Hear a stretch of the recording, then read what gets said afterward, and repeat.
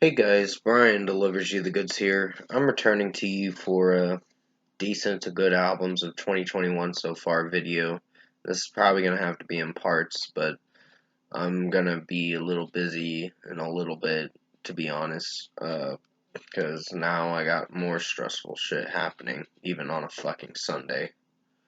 So it just doesn't fucking end.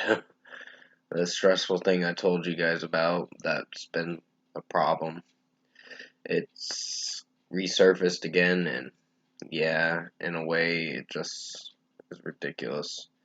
But I'm gonna discuss which, from what number to what number I go to on the first part of the decent to good albums of 2021 so far list for part one, and let you know where I leave off at.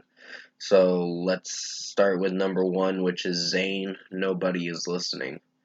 Now, I found this to be a solid album. I don't know if it's my favorite album now. The album wasn't too bad. I did like the song Sweat had a good beat. It's just lyrically, it's very sexual. And there were other songs on Fuck with the Bull. And yeah, that song was iffy.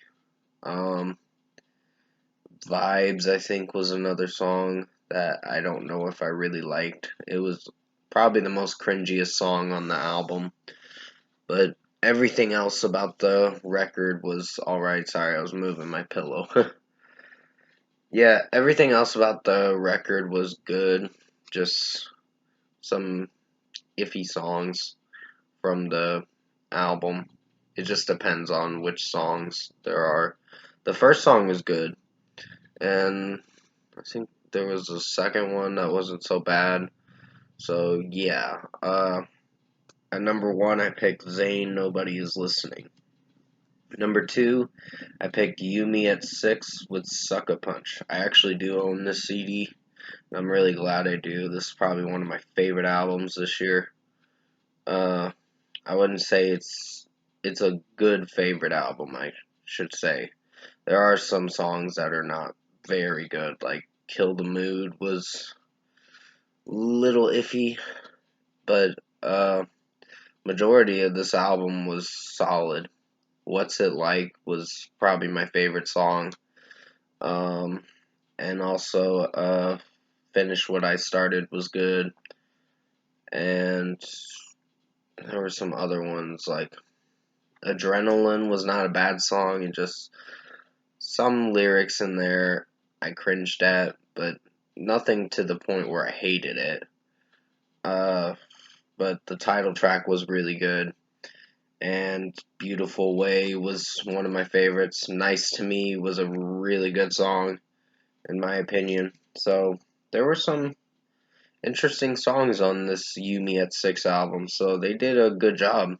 This might actually be in my top 10 by the end of the year, on the decent to good list, of course. So at number 2, I picked Yumi at 6 with Sucker Punch. Number 3, I picked Foo Fighters with Medicine at Midnight. Now, Shame Shame was iffy.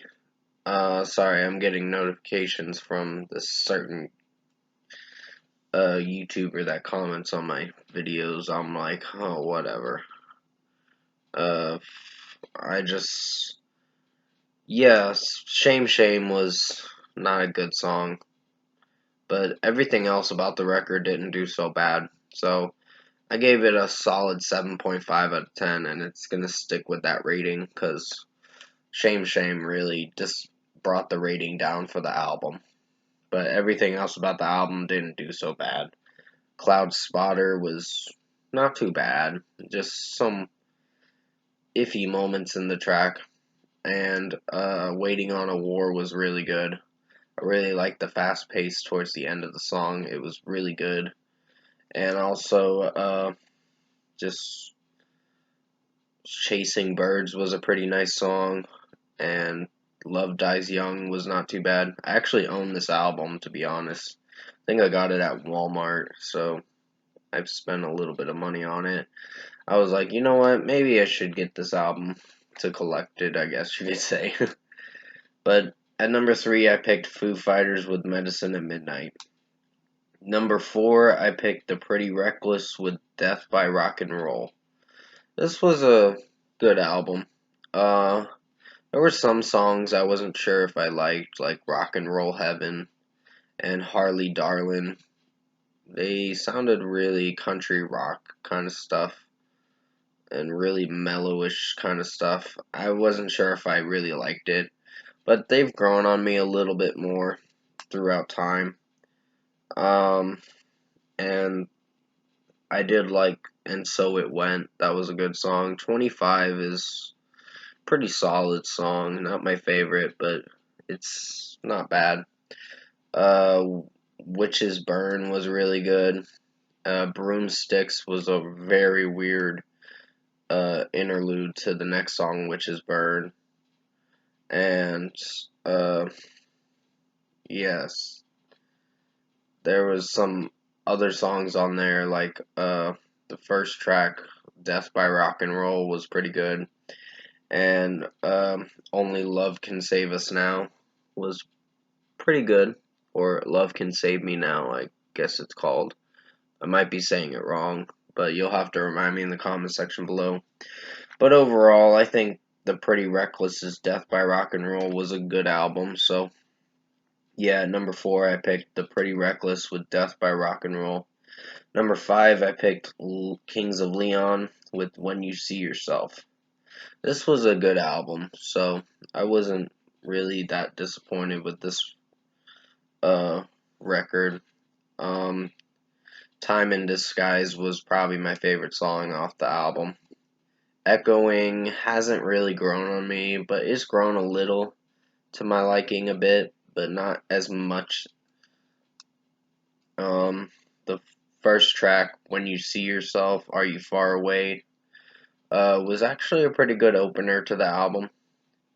Yeah, Caleb Followell's vocals, it does sound very background-ish, meaning it sounds like the instrumentation is taking over and you can barely hear what he's singing at times, but it doesn't do so bad, this record.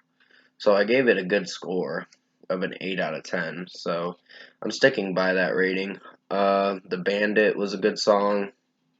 100,000 People was pretty good. Stormy Weather was good. A Wave was good. Golden Restless Age was one of my favorites too. I like the certain guitar riff in that song. Sounds really good. So at number 5, I picked Kings of Leon with When You See Yourself. Number 6, I picked Nick Jonas with Spaceman. Now, wasn't sure if I was going to really like it, but This Is Heaven is one of my favorite songs. And so is If I Fall, I think is what it's called. Yeah, If I Fall, I think it's called or whatever. Sorry if I stuttered for a moment. Have a tendency of doing that. Um, yeah, the final song, Nervous, was not a bad closer. I only heard the regular edition. Don't Give Up on Us was pretty good. And also, there were some other tracks on the album that interested me, like Delicious, which is a sexual song, but it's not a bad one. Too Drunk was pretty solid. And I just like how every track goes into the next one. Like it has a climatic ending to lead into the next song. Uh, it's like a continuation kind of thing, and it's pretty cool. So yeah, number 6, I picked Nick Jonas with Spaceman. Number 7, I picked Selena Gomez with Revelation, is what it's known. I said Revelacion when I reviewed it, I guess you could say, but it's a good EP. It was an extended play, so it's not a very long extended play. It's like about 19 minutes or so, maybe 20 minutes. So you're not in for a long extended play from Selena Gomez. Dom Melito was pretty good. Baila Conmigo was one of my favorites. But mostly the EP didn't do so bad. Selfish Love was probably my favorite one to close the album up, the EP out, I should say. That I was trying to reiterate what I was trying to say. But still, at number 7, I picked Selena Gomez with Revelation. Sorry if I'm saying it wrong. I have a tendency of messing up at times. But at number 8, I picked Group Love with This Is This. This was a alright album. It didn't disappoint. There were some weird songs like Oxygen Swimming. Prime Time was actually not a bad one.